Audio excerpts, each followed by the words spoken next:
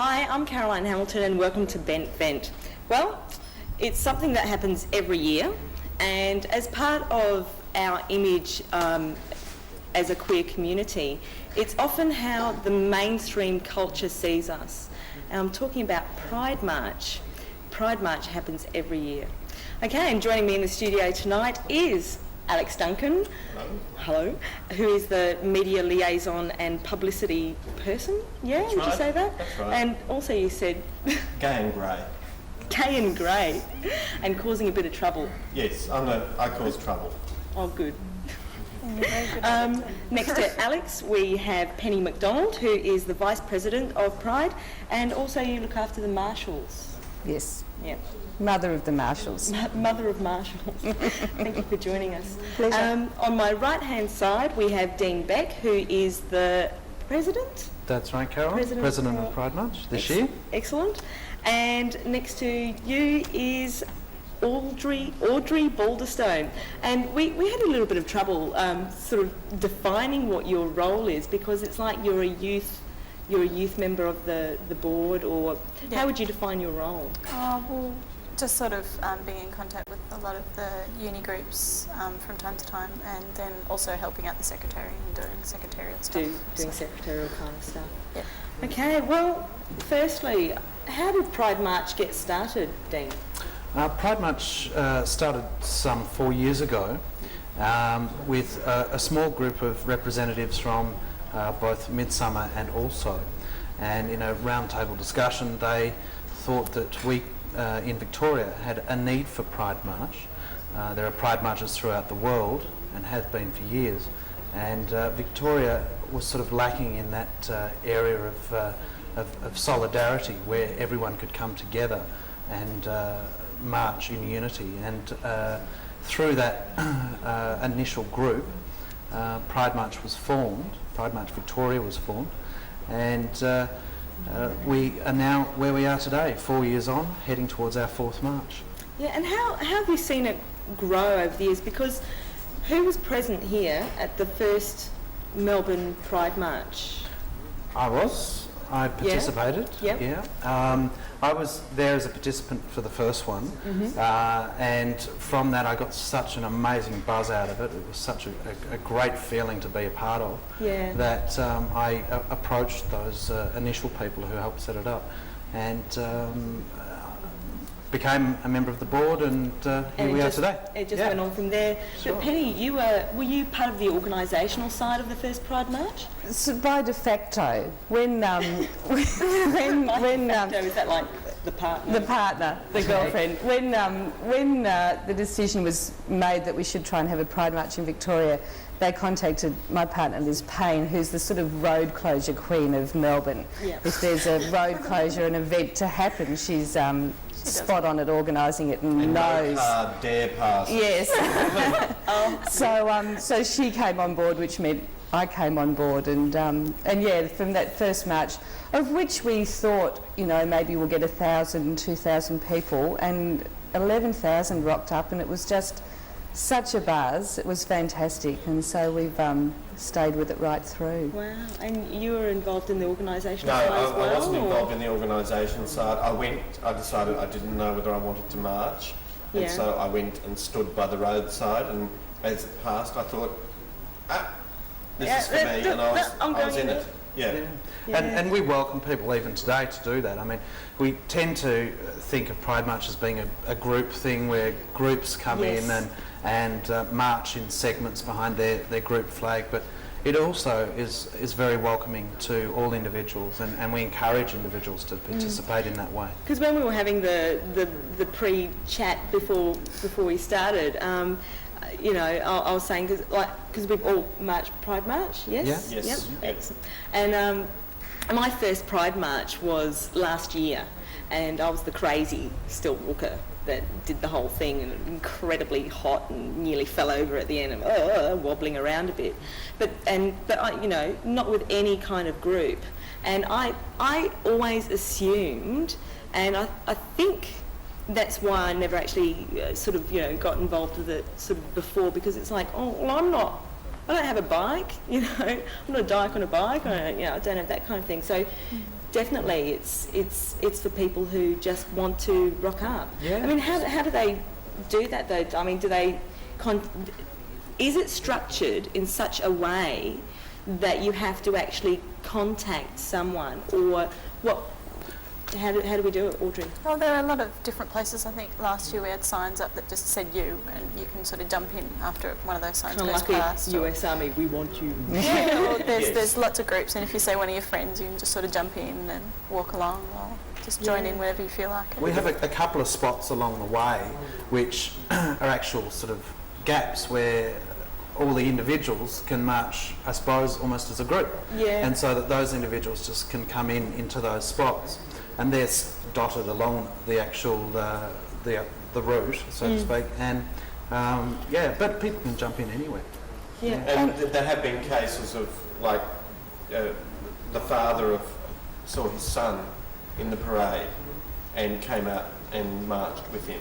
Wow, so the father didn't know the son was going to be in the parade, or was... Well, I would have to think that why was the father there if he didn't, expect that the son was actually going to be marching, but obviously the son wasn't expecting the father to come and join. Yeah.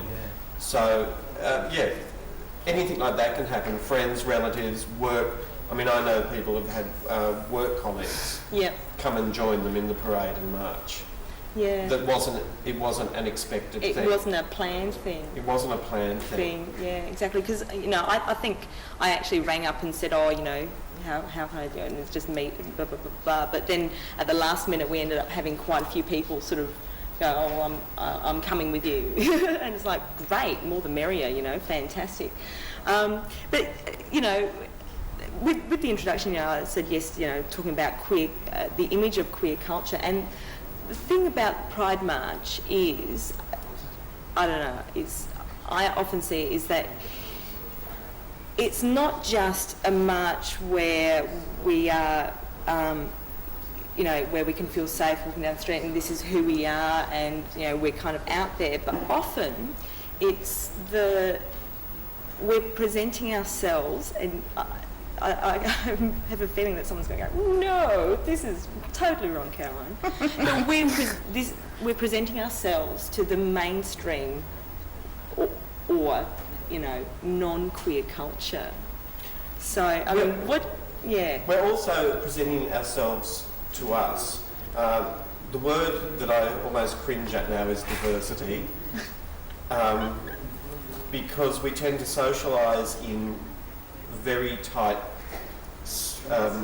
non-diverse social groups. You mean we as a queer... We as a queer community. Yep. Yeah. We pick our niche and we socialise in small niches.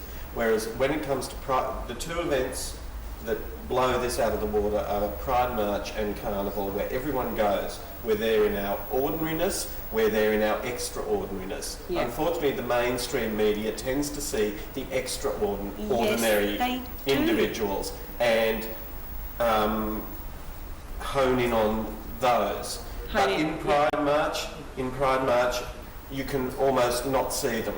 They're there, they're part of the community, but so is everybody else. And that's what I like about Pride March. But they will be the picture on the front page of definitely. The Age. We know what's going to be in The Age tomorrow will be the gay nudists and their G-strings marching down the march. Right. But I think for a lot of people, Pride March is a number of different things. Yeah. So, I mean, for me, it's the sense of being there with everybody and just that power and strength that you get from it. For other people, they're wanting to say to the outside world, this is us, come and have a look, this is who we are. And so for many people, Pride March everybody probably has a slightly different sentence on what Pride March is for them. Yeah. And our role is to just make sure that the structure is there for people to come and do that every year. And certainly to participate in the euphoria of it all. I mean, every time I march off, I get butterflies and nerves and thinking, what am I doing here? And then as soon as I take off, I just think, wow, you look down Fitzroy Street, you see this corridor of people both sides, and as you walk down, they clap and cheer and throw streamers, and the feeling it's amazing. is just amazing. It is amazing, isn't it? It's like I could not you just can't explain unless you're actually a part of it, how just, everyone there is either part of the queer culture or they're supporting it in some way. Everyone's cheering. And I have a straight friend who lives in St Kilda who watches it every year and just, cheers along with everyone. He just loves it. People come from all over the place. Yeah. I mean, you see grandmothers with holding babies and pushers and mums and dads and you know that they're not just caught in the middle of it down Fitzroy Street having lunch. They've actually come to see it and to encourage everyone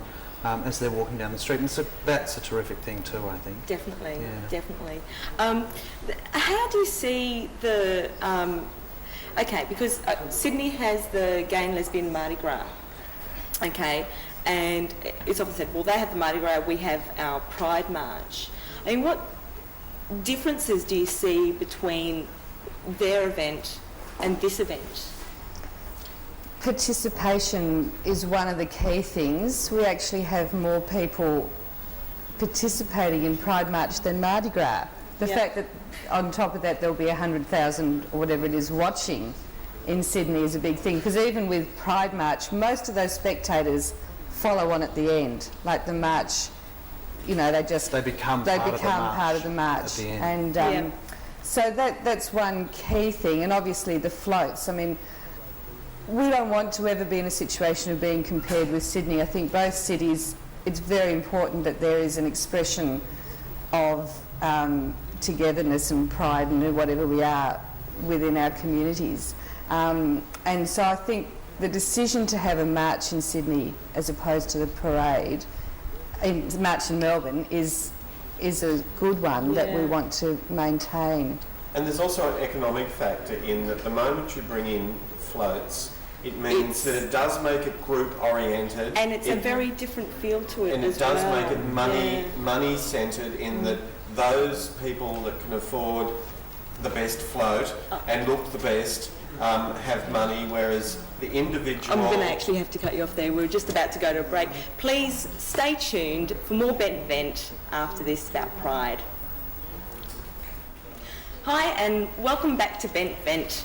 Well, today's issue is Pride March, and it's not really an issue, it's an event and it's a wonderful happening. And we were talking before the break about just the exhilarating feeling of being part of a Pride March and just the amazing response it has on the street as well. And there was 32,000 people. I've just been told last year's Pride March was 32,000 people, which is pretty amazing.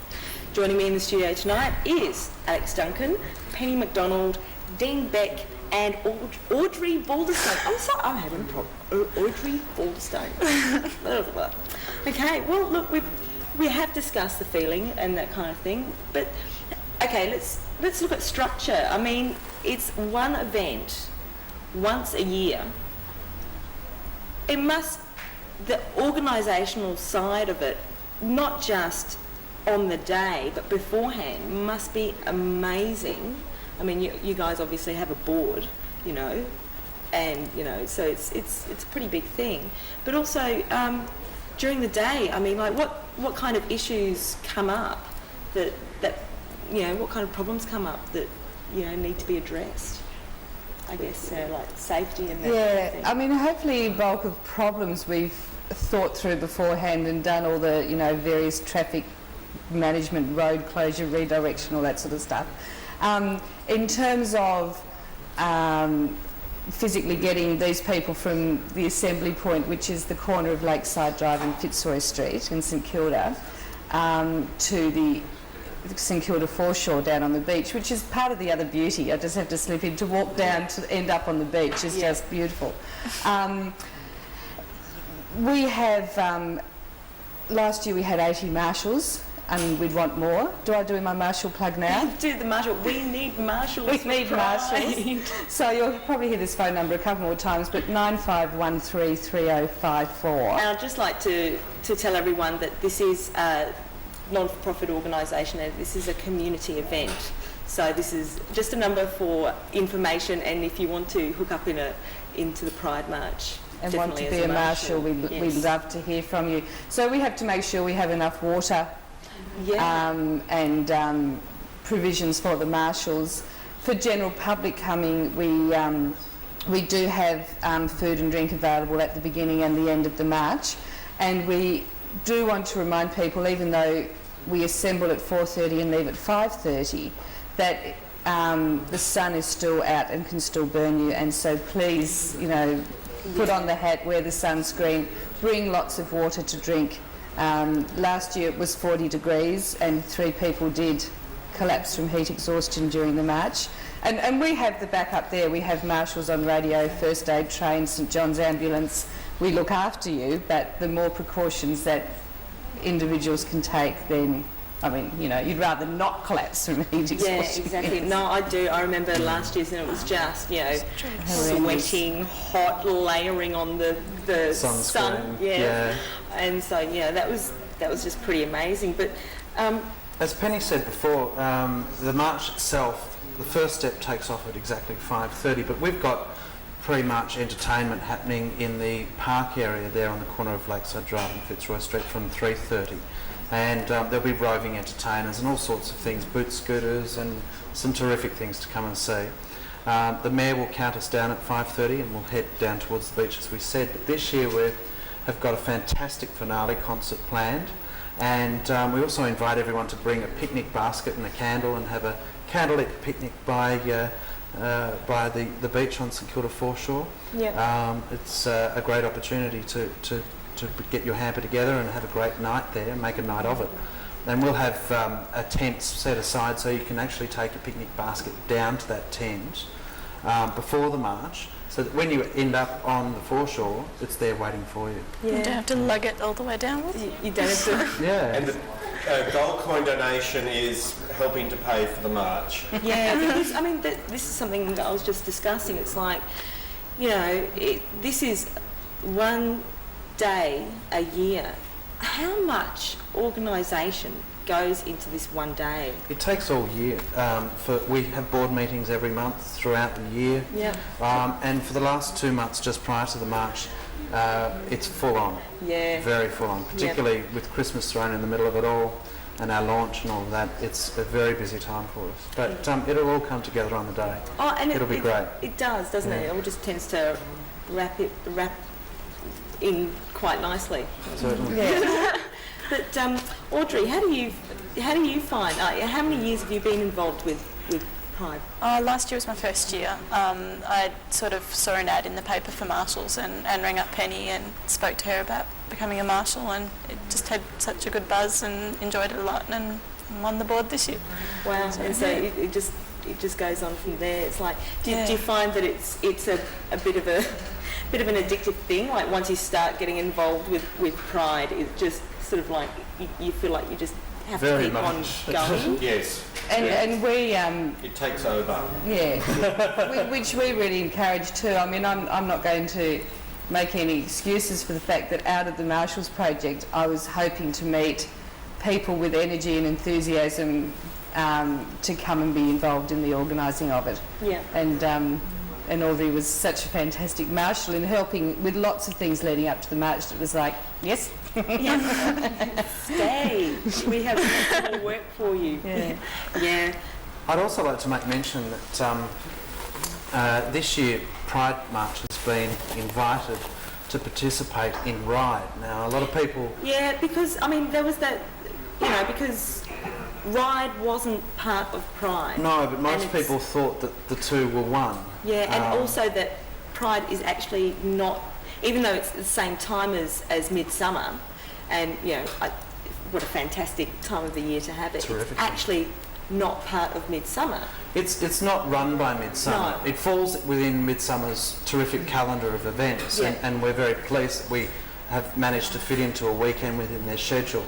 And with Midsummer and also's help, who were the traditional runners of Ride, they have invited Pride March to participate as well. As part of that as well, so they can be like all three groups now are part of Ride, And I think that's great for the whole unity theme of the day also. Yeah, exactly, because it is about bringing everyone together. That's right. And it also utilises the really great resource of St Kilda Beach in that people will be able to get pass outs from Luna Park so that they can come over to the free events that we have on the concert stage, the karaoke stage. Yes, only one Kylie song per hour is going to be allowed. Yeah, and I think also only one Mariah Carey song. I'm sorry, but There will be only one. There will be a few rules. And also that people can come and participate in the candlelight picnic on the beach because, it would be nice to see roving performers actually using the beach as the stage rather than just the one area. Just the one area. And we're having activities like beach volleyball, so there'll be boys bouncing bits and girls bouncing bits, all there on the sands for us. Doing that for all of us, I'm sure. But speaking about Pride marches around the world, because you were talking about you went. You've seen. This is the first one in each calendar year, where the first Pride march to happen. Everyone else happens in the Northern Hemisphere's summer, and even some in the Southern Hemisphere all go into the middle of the year. Which who wants to march in Melbourne on a cold, rainy midwinter day? No. With the umbrella and the layers of clothing going. Yeah, So I'm fairly proud, but I'm also really cold. And just so long as we remember the sun smart stuff, because yes, the pain will be gone by Mardi Gras, but your friends will be able to know where you've been on the dance floor by the flakes of skin that you'll leave behind. Exactly. We're also the largest in the Southern Hemisphere, the largest Pride March. So for something that's still in its youth, I suppose. Yeah, because 4 years isn't really a long time. No. If you think about, each year you go, right, well, these are the problems that we had last year, so this is what we're going to change this year, and every year. Oh, we're still learning. We're still learning. And it's very hard to predict because it went from 11,000 to 23,000, then to 32,000, and then to 38,000. So it's just ever expanding. Yeah, and things like we didn't expect spectators. Like the first year there were hardly any, and we came around the corner the second year and went, oh no, there's no room. The first year there was a few people that sort of were on the street that just sort of stopped and watched, and were once again very supportive. But the second year and the third year, it was just like crowds of people. Oh, and last year, I was sitting there thinking, marching, thinking, wow, I'm actually really glad I'm in the Pride March, not just because of the excellent feeling, but because they're all really squished up on the sides of the road, and that looks really uncomfortable. There's not room to move, and it's like, I'm going somewhere. And we'd like to encourage people to go out onto the upper esplanade, because we noticed last year everyone tried to pack in to Fitzroy Street, and it's even worse now because there are cafes with barricades all the way along. And that would just be mental. It's like, it's a pretty big street, but come on. And you get a really good view when you come around into the upper esplanade. So we do encourage the upper esplanade. And the city side of Fitzroy Street, because that's all, away from the shops, on the north side of Fitzroy Street. Because you don't have the barricades, you don't have the cars, and it just makes the parade feel a bit better, I think, if it's balanced out. That was a march, Alex. Yes, we just like to say it's a march, not a parade. Look, I have to thank you all for joining me tonight. Thank you for the opportunity. Thank you. Fine.